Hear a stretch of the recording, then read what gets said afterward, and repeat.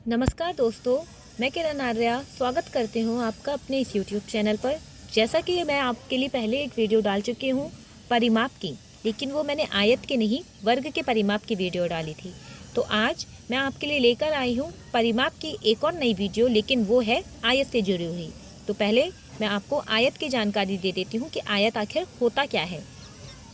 तो चार भुजाओं की एक ऐसी बंद्राकृति जिसकी आमने सामने की भुजाएं आपस में बराबर होती हैं आयत कहलाता है। अर्थात चार भुजाएं, एक भुजा, दूसरी भुजा, तीसरी भुजा और ये चौथी भुजा, इसमें लंबाई और चौड़ाई होती है, जिसमें चौड़ाई और चौड़ाई आपस में बराबर होती है और लंबाई आपस में बराबर होती है। अर्थात इसके आमने सामने की भुजा बराबर होती है, अगल बगल की भुजाएं आपस में बराबर नहीं होती।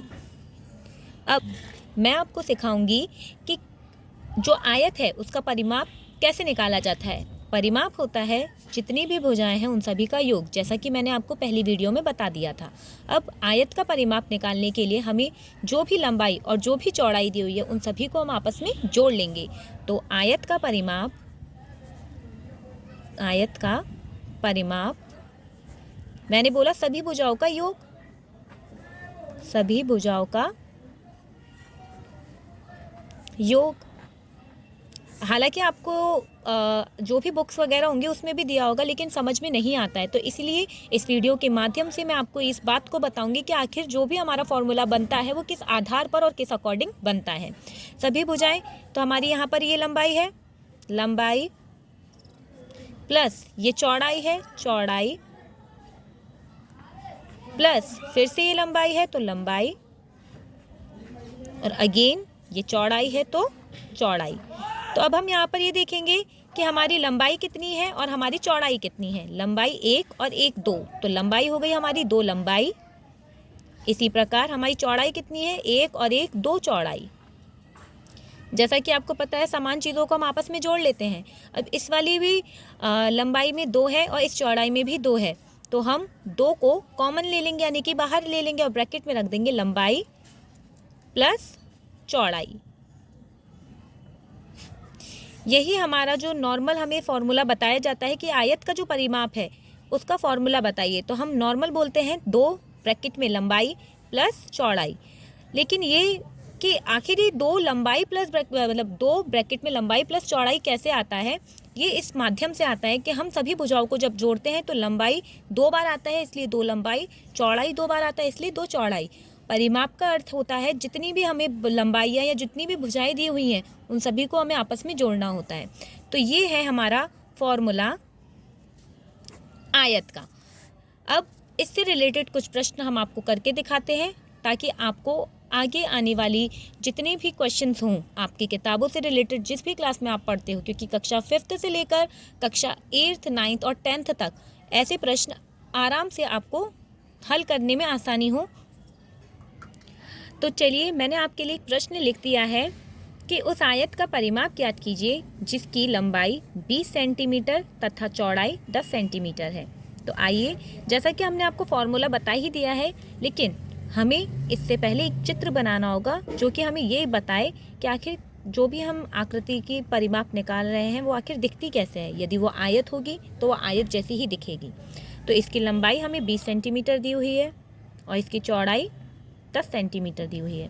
तो यानी ये वाली साइड, क्योंकि आमने सामने की भुजाएं आयत में बराबर होती है, तो ये 10 है तो ये भी 10 होगी, ये 20 है तो ये भी 20 होगी।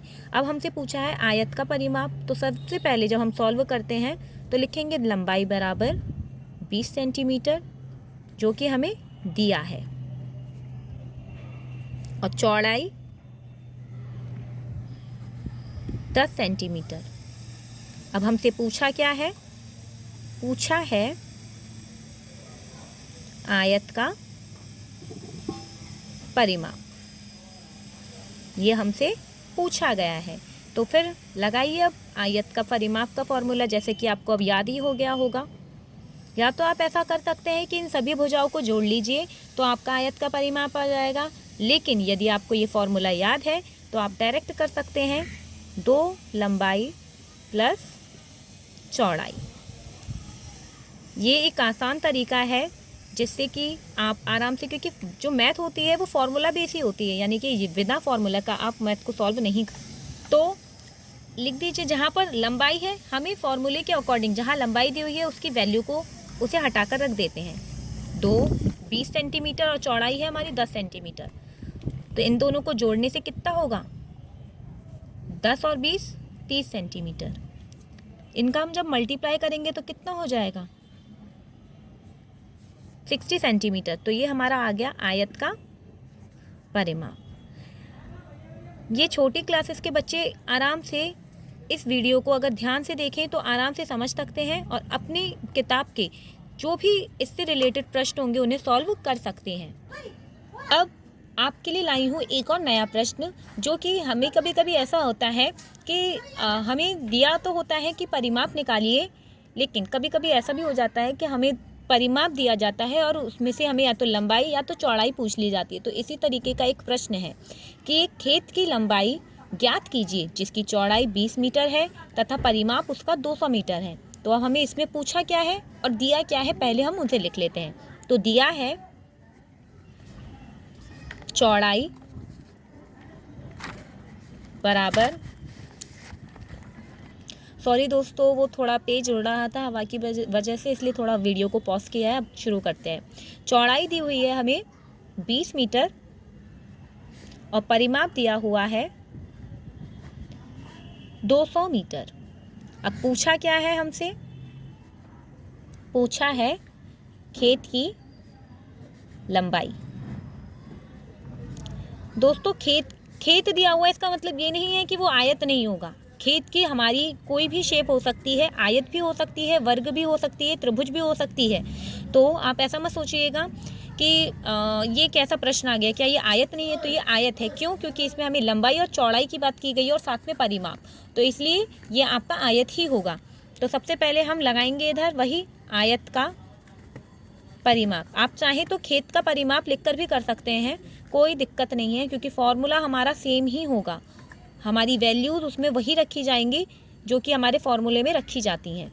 तो आप ये मत सोचिएगा कि खेत दे दिया है या लोन दे दिया है तो कुछ अलग चीज़ होगा वही आयत, क्योंकि खेत हमारा आयत की ही शेप का है।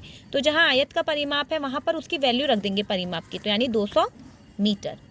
अब 2 लंबाई हमें दी नहीं है तो हम लंबाई ही रहने देंगे, यानी कि लंबाई को हम कुछ नहीं करेंगे, वैसे ही रख देंगे। चौड़ाई हमें दी हुई है 20 मीटर, तो चौड़ाई हमें क्या दे रखी है, 20 मीटर। अब देखिए, हमें यदि किसी चीज़ के बारे में पूछा जाता है तो हमें उसे अकेला छोड़ना होता है।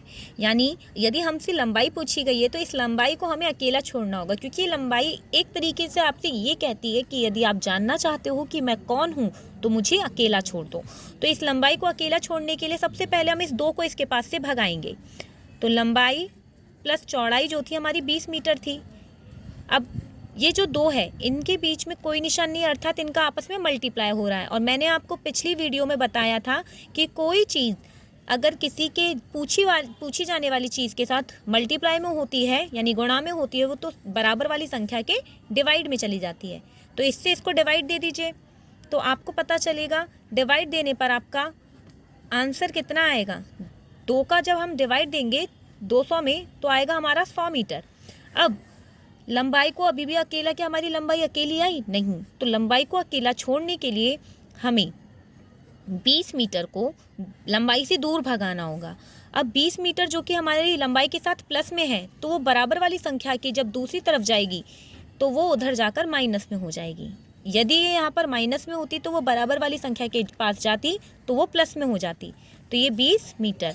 अब 100 में से 20 को जब हम माइनस करते हैं तो हमारा आंसर आ जाएगा 80 मीटर। तो यानी कि हमारा जो खेत दिया हुआ है उसकी लंबाई कितनी होगी, 80 मीटर। इसकी लंबाई हो गई 80 मीटर और इसकी चौड़ाई हमें पहले से ही दी हुई थी 20 मीटर। तो ये हो गया हमारा आंसर। यदि आपको ये वीडियो अच्छी लगी हो तो आप हमारे इस वीडियो को लाइक कीजिएगा। हमारे इस चैनल पर नए हैं तो इस चैनल को सब्सक्राइब कीजिएगा और दोस्तों के साथ शेयर भी कीजिएगा। धन्यवाद। मिलते हैं अब अगली वीडियो पर। Bye bye.